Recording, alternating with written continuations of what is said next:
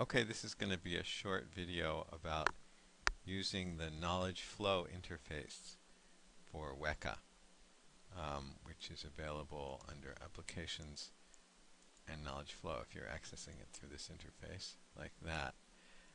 This is called the Knowledge Flow interface as opposed to some of the other two that we've seen, the Explorer and the Experimenter.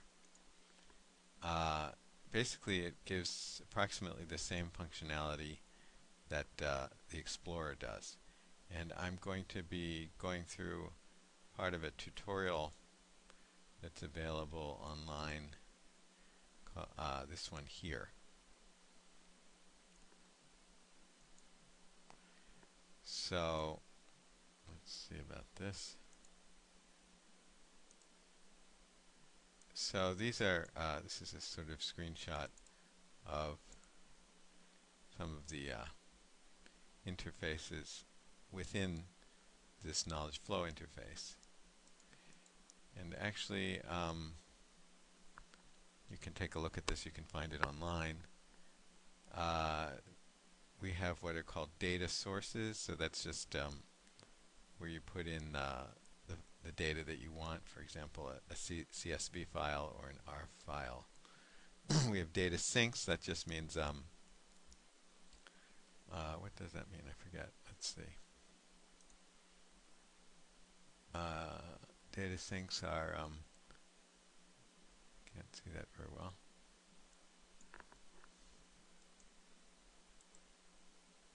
Let's see.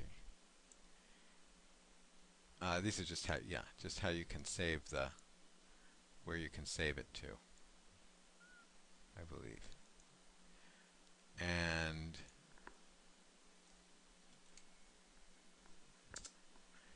we have the same filters that we've seen already. I think all of the filters, all of Weka's filters are available in this interface as well. We have all of the classifiers are available, all of the clusters are available, and these are just up here. If you click up here, these are the clusters. If you click up here, these are the classifiers. These are just screenshots of that. And the evaluation methods, visualizations. So I'm going to go through this example here. So maybe you can see it as I do it. So let's see if I can make this smaller.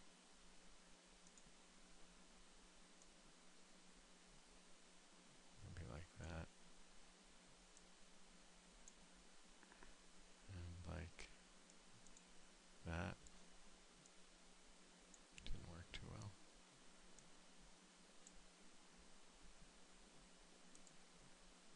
Okay. So let's try this.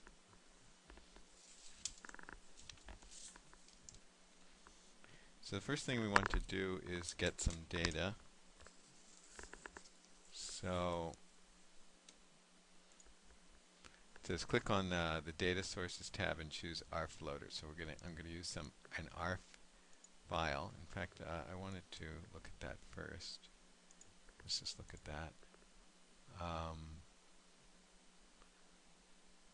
So you can see I'm going to use this data set here. Let me open it up and look at it.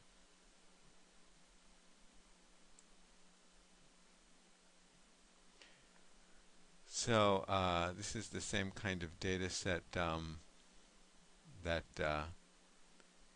I showed in other examples. So we have date time, which is a numeric variable, temperature, which is numeric humidity, numeric rainfall, numeric pressure, numeric wind speed, numeric dew point, numeric, and this is whether or not there's a gust or not 30 minutes later.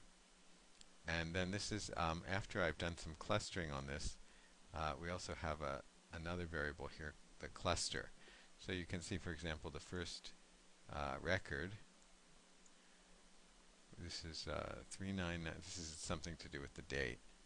10.7 was the temperature. 88 was the humidity. 9.3 was the rainfall, and so on. And this record was clustered into cluster 1. Okay? So each record is associated with a particular cluster. So this is the data set. And let's... Where did it go? Did I close it?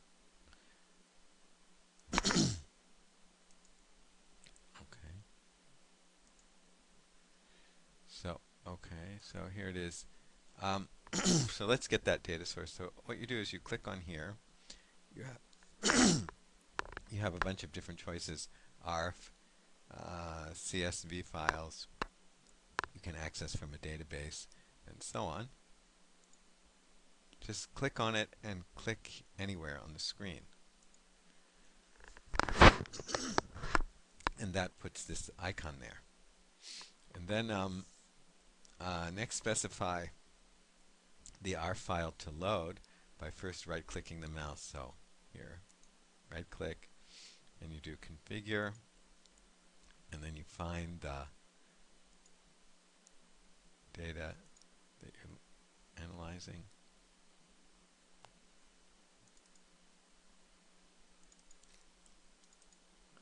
And then just click OK. Okay, next, click on the Evaluation tab at the top of the window here, and choose Class Assigner. I'll just put it anywhere, like that. And then you have to connect these two nodes.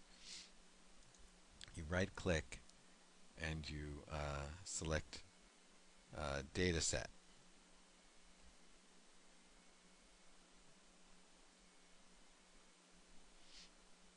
Like that, and then you get this kind of band here, or this line, and you just click on here, and now you have a connection. Okay, and next,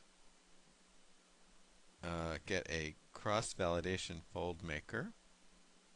So click here and here, and then do the same thing again. You have to connect it. So right-click on it and select Data Set, and here, like that. And next click on, so where are we here? Next click on Classifier here, on the Classifier tab at the top of the window, and scroll. You have to go all the way to J48. There's many classifiers, so you have to go all the way. You have to find it. So click on Classifiers up here, and actually it's all the way at the end, but look, if you just click once here, you have to click again and again and again. There's many classifiers here, but it's all the way at the end actually, somewhere. Where is it? There it is, J48. Okay, so this is the C4.5. It's also known as C4.5. Click on that. And next, we want to connect this. And we want to connect this twice because we're going to be using the same data for training and testing. And so we right-click on here and connect it as the training set, and then do the same thing again, right-click, but as the testing set, like that. Can't really see that there's both of them there, but now you can. Okay, so we have that. Now go back to the Evaluation tab and place Classifier Performance Evaluator. So Evaluation here. So we want to evaluate the performance of J48. So we're going to click, select which one? This one here. That, and connect that by right-clicking and batch classifier. We're not going to do this incrementally, we're going to do it as a batch. We'll talk about an incremental approach later. And now now we have to do the visualization and text viewer. So we're going to see the results of this, and we're just going to see it in text. I'm not going to see a graph. So let's do that and connect this. We have to use text and connect that. Okay, that's it. And now we can run it. So let's run it. So to run it, you go back to the beginning and you click Start Loading. And it's already done. Down here, it already finished. Okay. And so if you want to see the results, you can click on the text view and right-click on it and show results. Okay, so you get this familiar output here. Oops, I forgot to do what I meant to do. But, well, anyway. So actually what I'm doing here, I meant to try and predict gusts, and I'll go back and try and do that again in the next video. But I didn't specify what the class was that I'm trying to predict, or which variable I was trying to predict. So it assumed that I was trying to predict the last variable. And if you recall, when we looked at the data, the last variable was cluster. So we're trying to predict what cluster the data falls into. And actually it was very accurate at predicting the cluster. It was a 95% accuracy. And we have the confusion matrix here. So I guess mostly accurate, very few errors. Okay, remember that the accuracy is down the diagonal. And so you can see most of the cases are through the diagonal. So most of the cases were accurately predicted. And something that you can do with this knowledge flow that you can't do, apparently, with the Explorer is you can do, reading down here, other cool things that you can do are here. Let's just try them. Connect a text viewer and a graph viewer. By the way, let's try one thing. Let's try this. A graph viewer here, and right click, and doesn't work, does it? No. How about, just curious. No, that doesn't work. Alright, let me put it here. Right click on here, and graph, and here, and also text viewer, here, and click text, and here. And what we can do is we can see for each fold, because remember we did cross-validation fold maker, so that means we had a number of different folds. We can see for each fold, remember a fold is just a subset of the data, so for each one of the folds, for each subset of the data that the folds created, we can see the results of this J48. So let's see what that means. So right click on here and show results. I see nothing. It's not too good. I think I have to run it again. So start loading. Okay, now let's try it. Show results.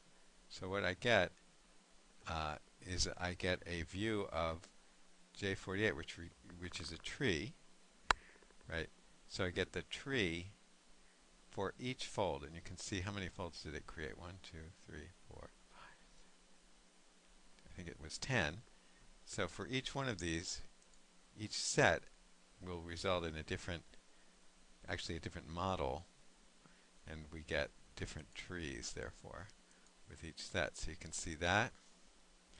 And then with the graph viewer, you can do the same thing, but you can see it like that as a graph.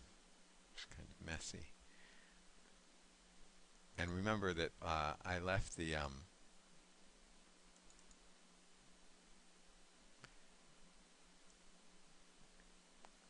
prediction variable, the class variable, as clusters, so it's predicting the clusters at the end here. The end at each leaf, it's talking about the clusters. Okay. So this is the first example of how to use Explorer. The good, I'm sorry, KnowledgeFlow.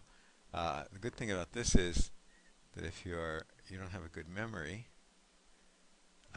you you get a visual picture of what you did, and you can save this, and so it's kind of you can see all of the different manipulations that you did, and it records them basically like this. Okay.